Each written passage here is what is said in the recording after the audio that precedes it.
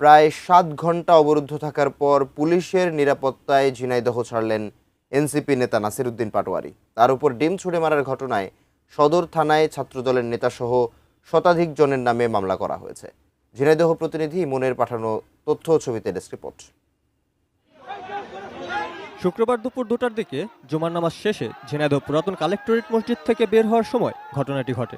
অভিযোগ, ইসলামী বিশ্ববিদ্যালয়ের ছাত্রদলের আহ্বায়ক শাহিদ আহমেদের সঙ্গে কথা বলার এক পর্যায়ে কয়েকজন যুবক নাসির উদ্দিন পাটোয়ারির দিকে ডিম ছুঁড়ে মারেন। পরে এনসিপি নেতাকর্মীদের ওপর হামলার ঘটনাও ঘটে।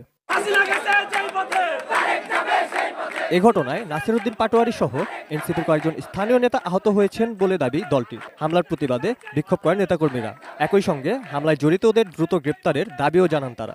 নতুন বাংলাদেশ গড়তে এলো জুলফিকার স্টিল।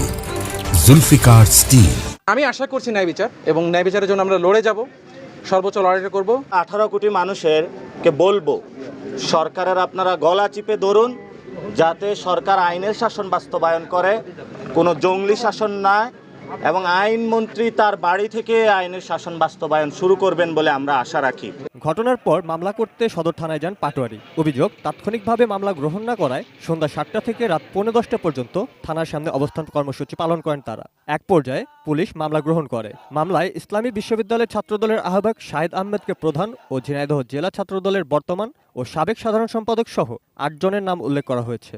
পরে থানা থেকে বের হওয়ার সময় নিজের নিরাপত্তা নিয়ে উদ্বেগ প্রকাশ করে সামাজিক যোগাযোগ মাধ্যম ফেসবুকে প্লিজ সেভ আস লিখে পোস্ট দেন নাসির উদ্দিন পাটোয়ারি। সবশেষে পুলিশি পাহারায় ঝিনাইদহ ত্যাগ করেন তিনি। Roni Hossain, desk report, ATN news.